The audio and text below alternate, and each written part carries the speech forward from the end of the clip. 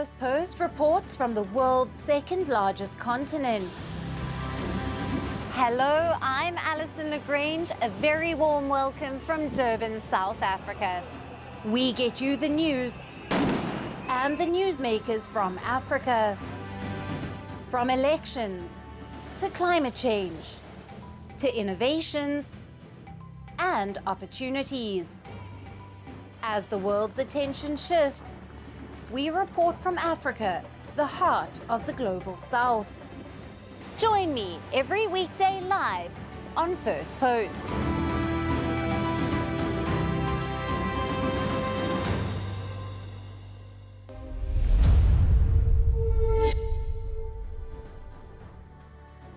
Hello and welcome to Firstpost Africa, where we get you the top stories from the continent and from across the world. I'm Alyson Grange, coming to you live from Durban, South Africa.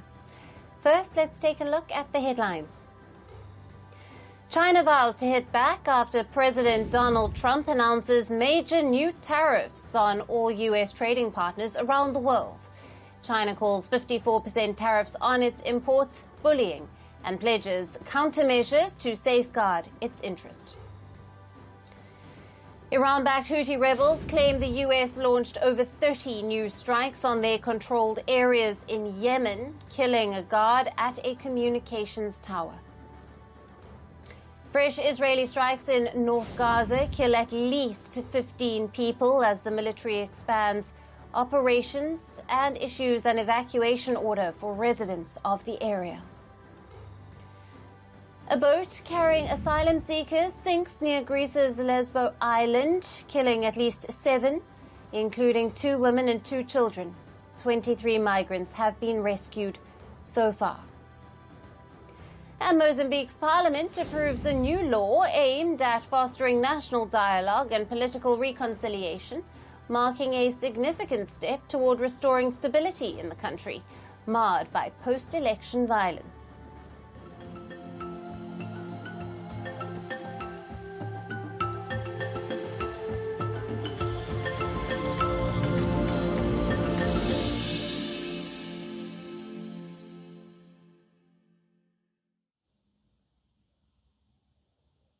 Hello and welcome. We begin with the latest developments from South Africa.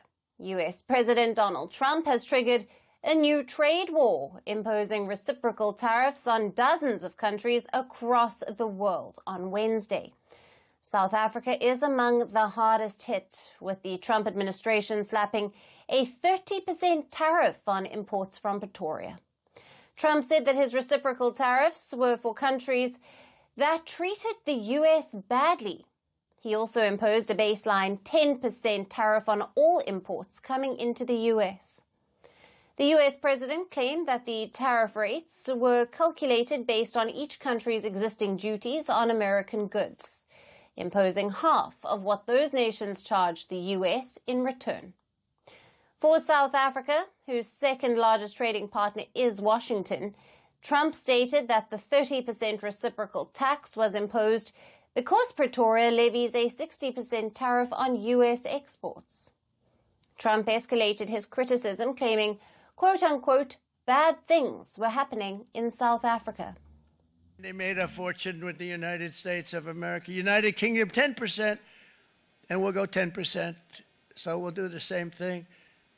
South Africa, 60%, 30%, and they've got some bad things going on in South Africa. You know, we're paying them billions of dollars, and we cut the funding because a lot of bad things are happening in South Africa. The fake news ought to be looking at it. They don't want to report it.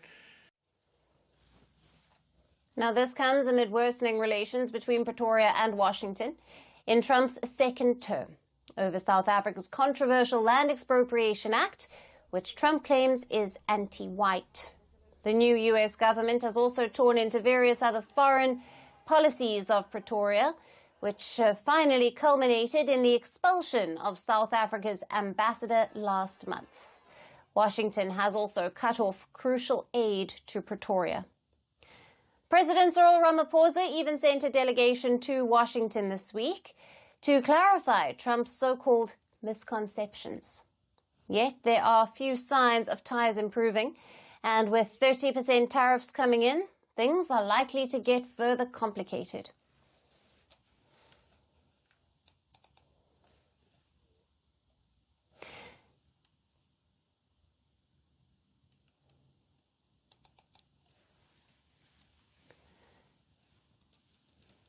Now, responding to the imposition of tariffs, Ramaphosa said on Thursday that the unilateral imposed and punitive tariffs are a concern.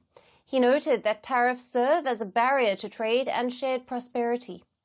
South Africa further said it remained committed to a mutually beneficial trade relationship with the United States and will look to negotiate a new bilateral and mutually beneficial trade agreement with Washington. South Africa's trade minister, however, has criticized Trump's move, questioning how the US calculated the 60% tariff imposed on South African exports. He added that South Africa was actively seeking new markets and opportunities. Partnerships for mutual benefit are certainly under threat from unilateral tariff measures. Therefore, South Africa will not be left wanting in this trade tussle. We are actively working towards new opportunities and new markets for our goods and services and working with partners to see the value of mutually beneficial partnerships. Now, economists have also warned that tariffs could destabilize South Africa's economy, potentially reducing its economic growth by up to 0.3 percentage points. Now, of particular concern is Washington's imposition of a universal 25% tariff on all automobile imports. Automobile exports account for 64% of Pretoria's exports under the U.S. African Growth and Opportunity Act, which provides duty-free access to the U.S. market for most of South African products. The exports are reportedly estimated at more than $2 billion. But South Africa is not alone in bearing Trump's tariff brunt in Africa.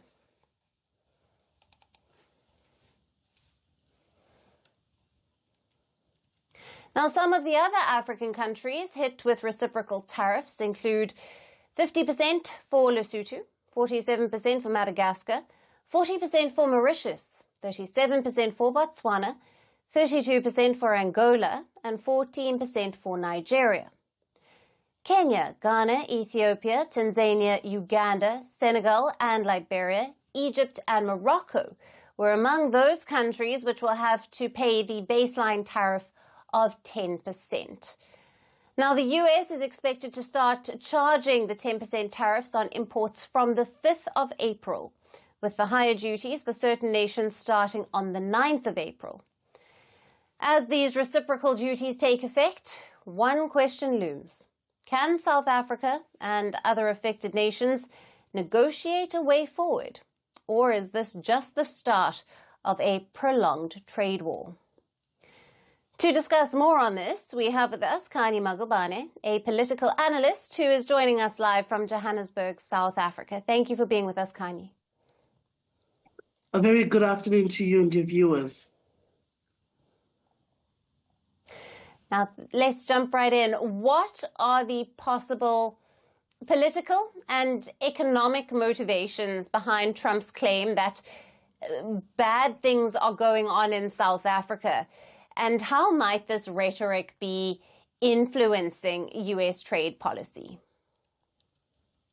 Well, we know that as early as last year, when Donald Trump was still on the election trail, we had a South African political party called the AfriForum, which is a mostly white Afrikaner right-wing party, go to the United States and in Washington to talk to Donald Trump and his team there, to tell them that there was a genocide on white people, particularly the white farming communities. And this created the impression that South Africa is undergoing undergoing a systematic eradication of white people, particularly those in the rural areas in the farming community. Now, this has been dispelled, of course, by a number of facts. If we just look at what is motivating some of those farm attacks, it has been found that it is criminal. South Africa has very high levels of crime. And so those assertions that there's a genocide against white people, has been seen to be untrue. It's false. It's not factually correct. However, the Donald Trump administration is running with this rhetoric because in many ways it's part and parcel of the global right-wing movement of conservatives. The minute the conservatives took power in America, it emboldened the conservatives in South Africa, and suddenly they felt like they had a big brother in America that they could go and cry to about the conditions of white people, quote unquote, in South Africa. So those bad things that Donald Trump is referring to is actually non-existent bad things, because it's not only white people, unfortunately, in South Africa who are experiencing crime. It's everybody equally. However, the impression that's been created right now is that there is a category of crime, or there is a category of genocide that is reserved for white people, and nothing could be further from the truth. And of course, the Trump administration knows this. The Trump administration, in fact, America has top intelligence. They've got the CIA, they've got the FBI, they've got their agents and operatives in every country. They know for a fact that this is not true. So the question is, why are they running with this narrative? Right. And how will the imposition of a 30% tariff impact South African industries that have, of course, relied heavily on the duty-free access under AGOA? And could this lead to broader regional economic consequences? Well, I think in the short term, there definitely will be a number of harsh effects because of these tariffs. I mean, at 30%, what this will mean, of course, is that American products are going to be more expensive to be brought into the country, but also it affects our import and export numbers because, we are a very big trade partner with the United States, and South Africa and the United States have always had a very cordial and I would say a warm relationship over the years, and that is part and parcel of what has made America great in the past, has been the relationships that it's had with its trade partners, with its diplomatic partners, in the form of the many countries around the world. But right now, 50 of those countries that Donald Trump listed today are in Africa. So the question is the Trump administration anti-Africa? Is it anti-development of Africa? Is it anti the forward movement of Africa? And this will then, in the long term, force us to look at diversification of trade partners. As much as America says that South Africa is friends with his enemies like India and Russia and Iran. But the truth is, South Africa is also part of BRICS. And it wasn't too long ago that America made a very direct threat to BRICS to say if they move away from using the dollar and they start to adopt the BRICS currency, that there would be consequences. However, the moves that he's making is pushing us towards that. It's pushing the world's countries towards, a different economic bloc that no longer relies on America and the dollar. And of course, America wants to remain at the center of geopolitics and the global world trade movement. But the way that the Trump administration is moving, they are in essence, removing themselves from the center, and they're pushing themselves towards, the periphery of global trade. And they are unfortunately going to feel the effects of the moves that they're making now, when countries that they thought would not survive, without them, are suddenly making it in areas where they previously needed American funding. Right. Connie, thank you very much for being with us on First Post Africa. Great to speak with you, as always. Thank you.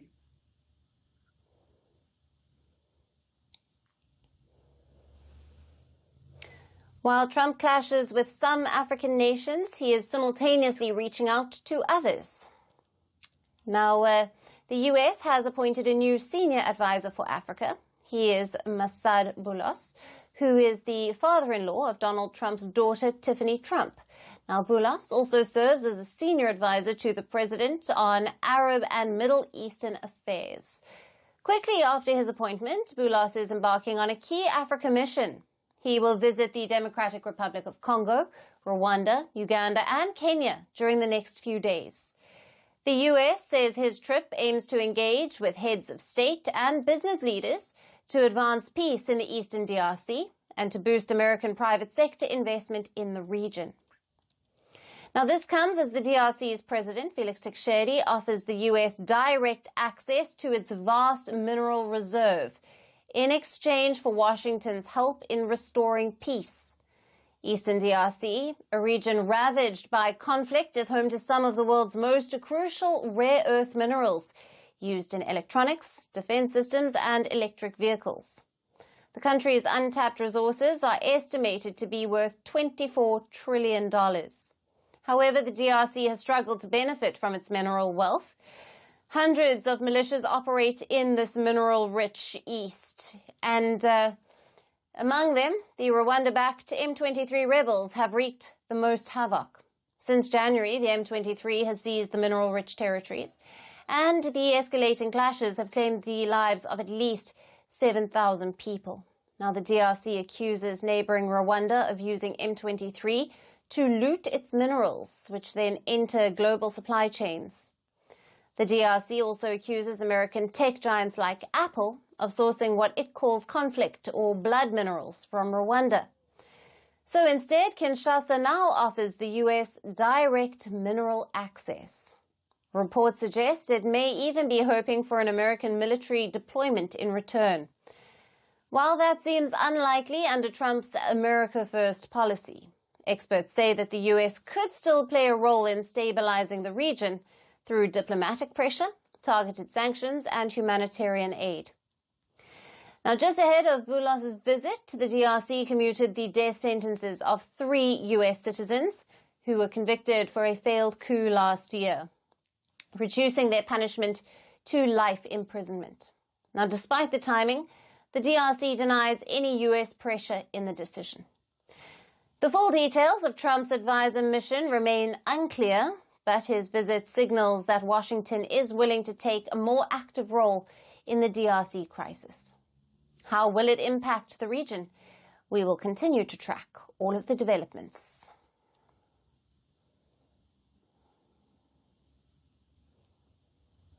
From the U.S.'s East Africa outreach, we now turn to West Africa, a region that has become a flashpoint for geopolitical rivalry between the West and Russia. And some recent developments reflect this escalating competition. Bola Tinubu, the president of Nigeria, a country seen as a Western ally, has headed for France on a working visit. Meanwhile, the foreign ministers from the junta-led states of Niger, Mali, and Burkina Faso are visiting Moscow to strengthen ties with Russia. Tinubu's 2-week trip to France, however, is not a conventional diplomatic outreach. Instead, the president calls it a retreat for self-reflection on his administration's performance. Now, according to his office, the visit aims to assess midterm achievements, to review the ongoing reforms, and to shape national development priorities. It remains unclear whether he will meet with the French government officials or other foreign leaders. Now, this is not the first time that Tinubu has embarked on a self-reflection trip. Since taking office in 2023, he has made several such international trips, often sparking criticism from many in Nigeria. Critics argue that these trips are costly, excessive, and a distraction from pressing domestic issues. However, the president defends these retreats. France remains his most frequently visited destination, the same France that has been ousted from several West African nations. Tinubu's visit coincides with a high-profile trip by the foreign ministers from Mali, Burkina Faso, and Niger to Russia. And these 3 countries have abandoned the West-backed regional bloc ECOWAS, of which Nigeria's Tinubu is the current chair. They have now formed their own alliance, the Confederation of Sahel States, known as the AES. and this marks their first official visit to Russia since forming their alliance.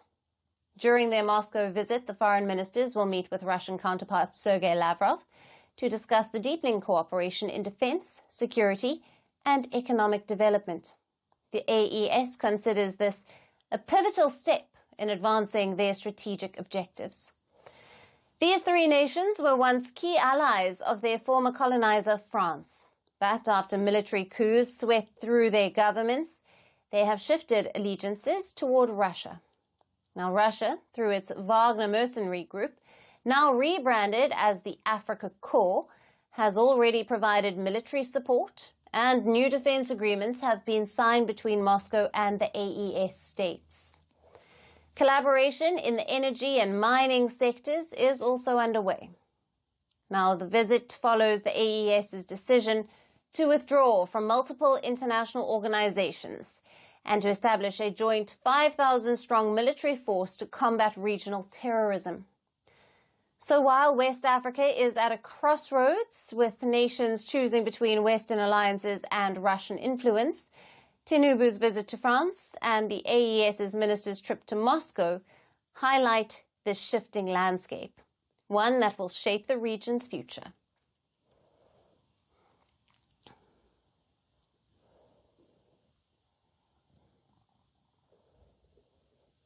And for our final story today, let's jump back to Southern Africa, where Zambia has just launched a series of new banknotes. Now, Zambia's central bank has introduced a new series of banknotes and coins this week. The move is meant to reflect the country's economic progress and cultural heritage. The bank has launched 6 new banknotes and 6 coins for its currency, the kwacha, which are now in circulation as legal tender. Now, speaking at the launch in Lusaka, the governor of Zambia's central bank stated that the new kwacha notes aim to streamline transactions, while also reflecting the country's growing financial needs. He added that both the old and new notes will circulate for a year to ensure a smooth transition. Zambia has seen multiple versions of banknotes and coins in the past, featuring icons like its first president, Kenneth Kaunda, and the African fish eagle since 1968. But these new notes, which include 500, 200, 100 and 50 kwacha denominations, among others, have been redesigned to highlight the country's natural beauty. They feature Zambia's diverse landscapes, lush flora, majestic wildlife, and the iconic Victoria Falls, symbolizing its rich resources and economic potential. But why has Zambia introduced these new banknotes now? The reason goes beyond celebrating national heritage. A key goal is to combat counterfeiting, a persistent issue in Zambia's economy. To prevent fraud, the new banknotes feature advanced security elements, including watermarks, security threads, and color-shifting ink. Beyond security, this currency upgrade also supports economic modernization as a part of its push to reduce cash dependency. Zambia is encouraging digital payment platforms, hoping to boost financial inclusion and to streamline transactions across the country. Now, despite the introduction of these newly designed banknotes, Zambia's economic woes continue. Inflation remains high, driving up the cost of living, while the burden of rising debt weighs heavily on the country's finances. It is this challenging economic climate. Will these new banknotes, for which the government is launching a public awareness campaign, have a meaningful impact beyond symbolism? Or will they struggle to gain traction amid the persistent financial pressures? Only time will tell. And that's it on the show for today. We will see you again tomorrow at the same time. Thank you for watching, and goodbye.